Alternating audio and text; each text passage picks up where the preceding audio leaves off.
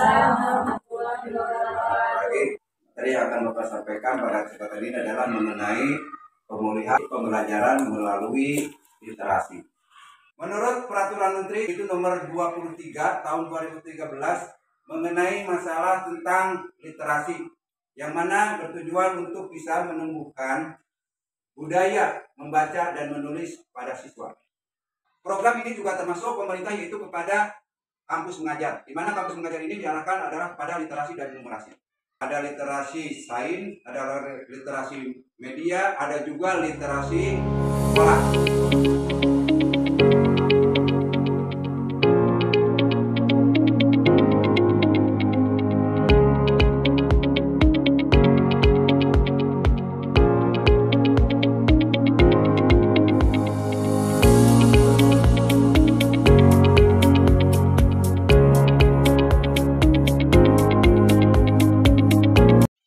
Pentingnya literasi di sekolah itu bagaimana?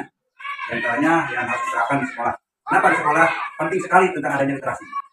Ya. Assalamualaikum warahmatullahi wabarakatuh. Waalaikumsalam warahmatullahi wabarakatuh. Terima kasih sebetulnya memberikan bagi siswa siswi di kelas bawah terutama itu sangat penting sekali karena Pak untuk membaca di kelas bawah anak kadang-kala masih belum paham jadi baru kemudian memahami kata-katanya sehingga kita sebagai guru harus bisa memilih menggunakan kata-kata yang baru dan Terima kasih atas penjelasannya. Memang pada dasarnya literasi di sekolah itu perlu diterapkan. Anak sudah bisa pandai membaca, belum tentu dikatakan bahwa anak itu memahami isi bacaan. di siswa di dalam membaca nyaring atau membaca sebuah buku itu harus mengetahui apa yang dibacanya, kemudian judulnya apa, kemudian siapa penerbitnya atau siapa pengarangnya, itu harus bisa menyampaikan dan bisa mengetahui, jangan hanya asal membaca, waduh membaca aja. Itu harus tahu apa judulnya, siapa mengarangnya, dan siapa ilustratornya.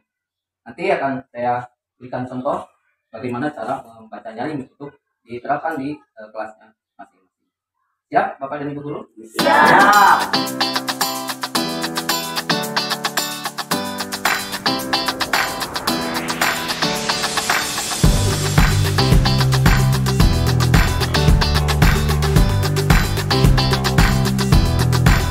Pegunungan Papua Saudara Paslon Saudara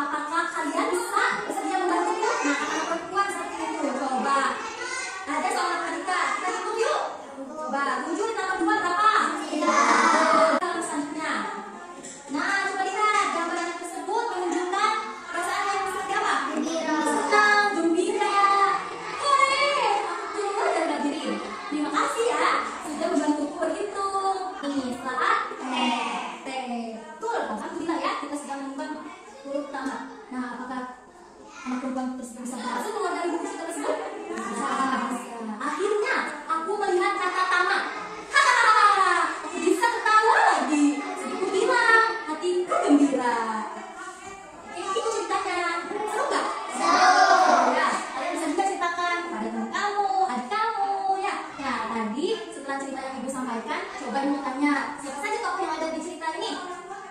Anak perempuan, terus monster, terus siapa lagi? Sudah ya, monsternya menyelesaikan labirin. Di dalam labirin ini ada soal apa? Ya, matematika tentang apa?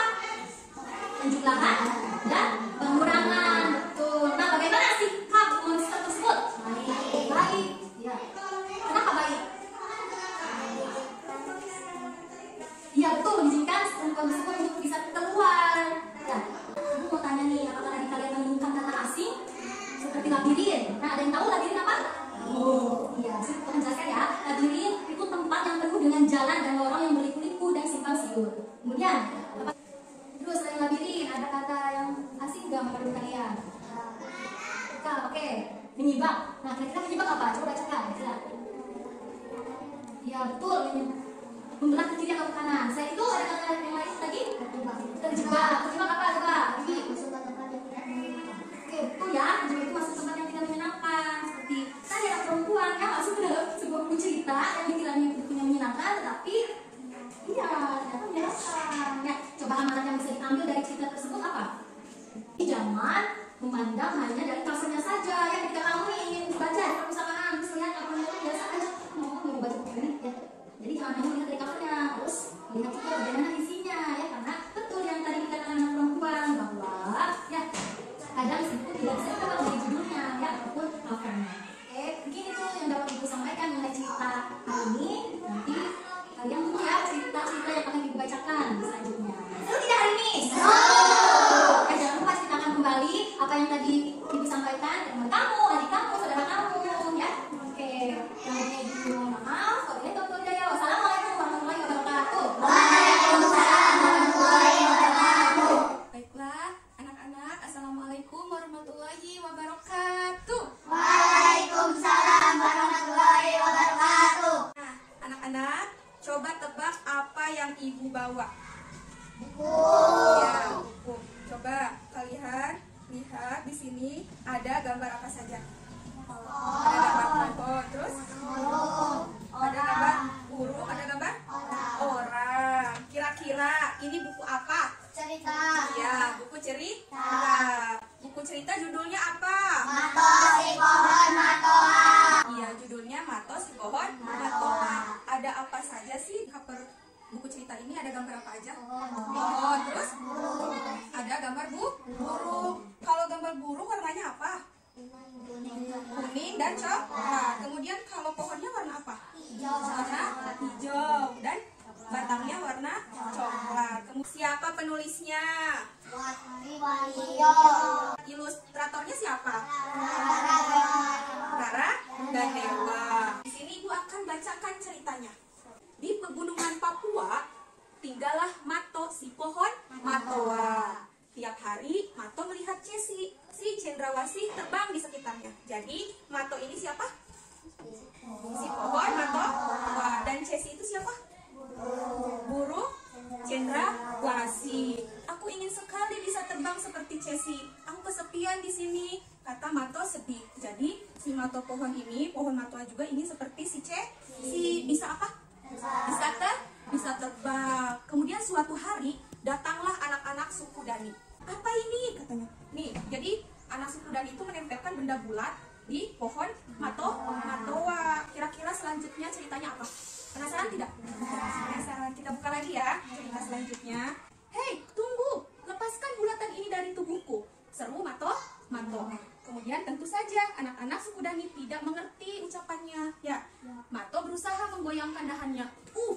Jadi dia itu pohonnya digerakkan sama dia, sama si Matonya. Bulatan itu tetap saja menempel. Mato jadi lelah dan menyerah karena dilepaskan juga tidak lepas bulatan ini, masih tetap saja menempel di si Mato, yaitu pohon matoa. Bulatan itu semakin besar. Ya, Mato semakin merasa tak nyaman, apalagi banyak semut yang mulai berdatangan. Wah, kenapa banyak semut yang datang ke tubuhku? Jumlah semut semakin banyak. Mato jadi kesal. Push, pergi kau, kata Mato. Semut-semut teriaknya marah. Jadi Matonya ekspresinya apa ini? Sedih, marah. Ya, kata si Matonya itu, push, pergi kau semut-semut, katanya gitu. Teriaknya marah. Mato kesal dan menangis. aku tidak suka bulatan ini. Tanpa disadari, suara tangisannya membangunkan bulatan besar. Hei, kenapa kamu menangis? Coba, kata siapa? Mato terkejut mendengarnya. Kok bisa? Loh, kamu bisa berbicara? Kamu siapa? Tanya Mato heran. Terima kasih sudah memberiku tempat tinggal. Maaf kalau aku mengganggumu ya, kata Sasa. Mato tersenyum dan mengangguk. Aku tidak menyangka kalau kamu adalah tanaman. Jadi Mato itu tidak menyangka kalau Sasa ini adalah tanaman yang tadinya bulatan besar, kemudian banyak semut, kok tiba-tiba jadi tanaman ya. Tanya Mato tahu tidak?